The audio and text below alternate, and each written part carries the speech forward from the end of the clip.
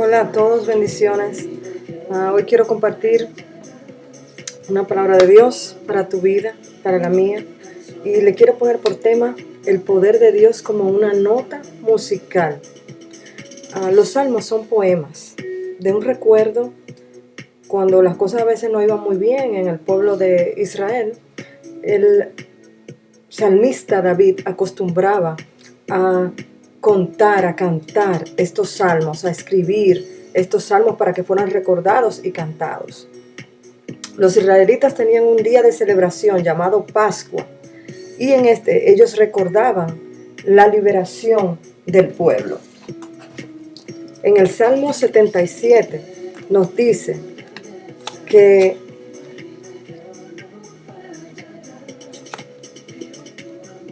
con mi voz clamé a Dios clamé y Él me escuchará.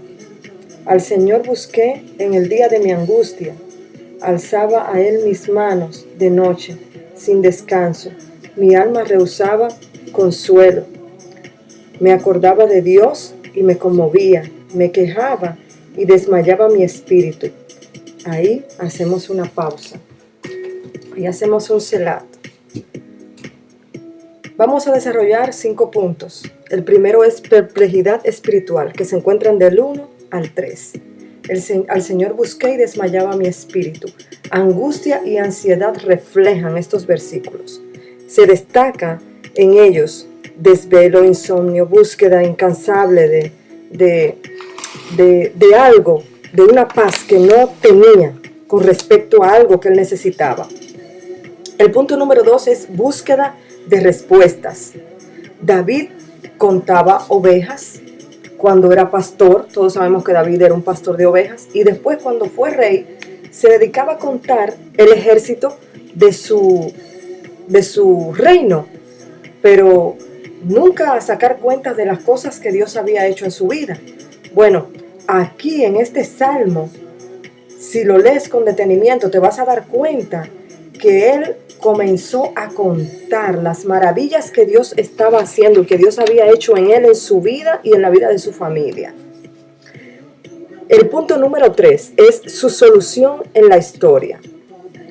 Del 10 al 15, él comenzó a traer a memoria todas esas cosas, todas esas maravillas que Dios había hecho en él, y le daban esperanza a él, le daban cierta solución a los problemas que él mismo buscaba, a los problemas que él mismo decía que tenía y a los que él quería encontrarle una solución.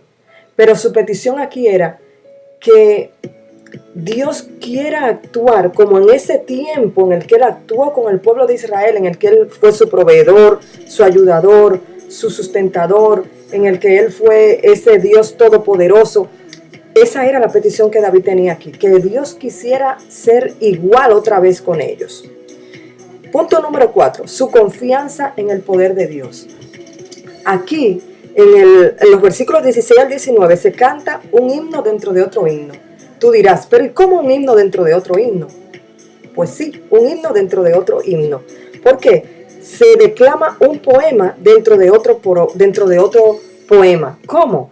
Cuando él hace los recuentos del pueblo de Israel, de las situaciones que pasaron, de cómo Dios los sacó del desierto, de cómo Dios les dio provisión en el desierto, de cómo abrió el mar para que ellos caminaran en seco, de cómo Dios derribó los muros de Jericó para que ellos tomaran la ciudad, de cómo Dios los ayudaba en cada batalla que ellos sostenían con los amalecitas o con otras personas, con otros vecinos de ellos. Y él comenzaba a contar uno dentro de otro poema, estos prodigios, estas maravillas que Dios había hecho sobre la naturaleza en general, relacionado con la liberación que Dios había hecho al pueblo de Israel. En el número 5, el punto número 5 dice, su certeza del caudillaje. Aquí ya no hay pausa. Aquí el salmista sigue corrido hablando, sigue sin descansar, y dice aquí la expresión en los versículos del 16 hasta el 20 dice es intensa, es una expresión en donde tú notas fuerza, en donde se ve que el salmista estaba tan seguro y tan sabio de lo que estaba escribiendo, tan notorio de lo que estaba haciendo, que sus ojos se habían abierto para él verlo. Y aquí él dice que ese poderío que Dios tenía, ese dominio que Dios tenía, también lo tenía hoy para darles a ellos todo lo que ellos necesitaban, todo lo que ellos querían, para que ellos pudieran ser salvos, para que ellos pudieran ser liberados, para que el pueblo de Israel pudiera entender que Jehová era su Dios. En la vida del creyente, al igual que en los tiempos en que Dios guió a Israel, hoy en día nosotros también tenemos hechos que suceden y milagros que suceden a nuestro alrededor. ¿Cuáles son esos hechos? ¿Cuáles son esos milagros que se destacan en el pueblo de Dios? En las iglesias tiene que haber milagros. En las iglesias tiene que haber la mano de Dios obrando en cada creyente y de manifiesta. En las iglesias no pueden ser hospitales andantes. Yo no sé si tú ves lo mismo que yo, pero cuántas veces viene un predicador a nuestra iglesia, los bancos se quedan vacíos, porque nosotros parecemos un hospital andante, todos estamos enfermos, todos tenemos algo, todos tenemos una dolencia.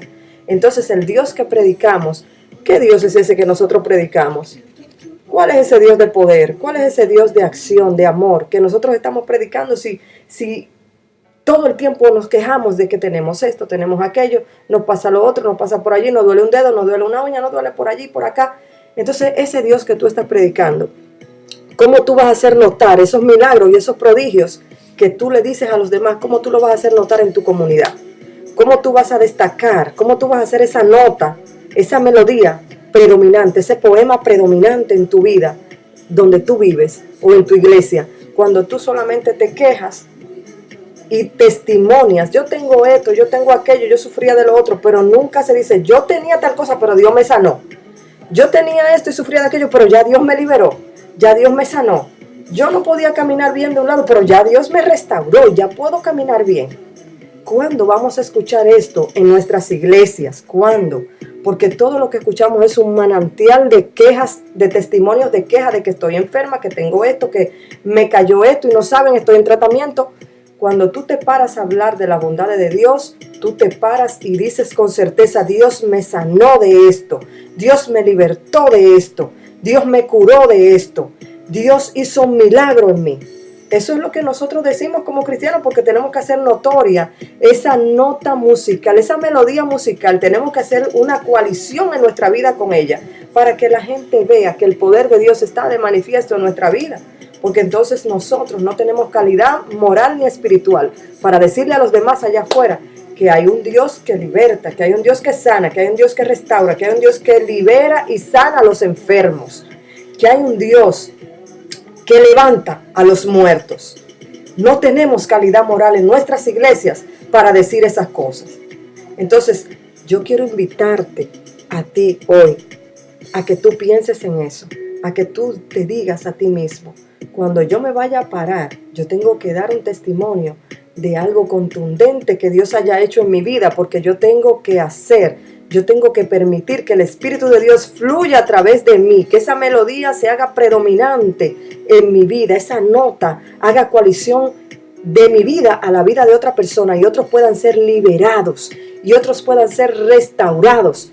No que otros puedan ser dañados, no que otros puedan tener más problemas o sumarle más problemas a los demás, sino que otros puedan ser liberados, restaurados, sanados, salvados, con esa nota predominante en tu vida, en la iglesia, en tu familia, en tus hijos, en tus padres, en tus hermanos, en todo el que esté a tu alrededor. Así que Dios te bendiga y hasta la próxima.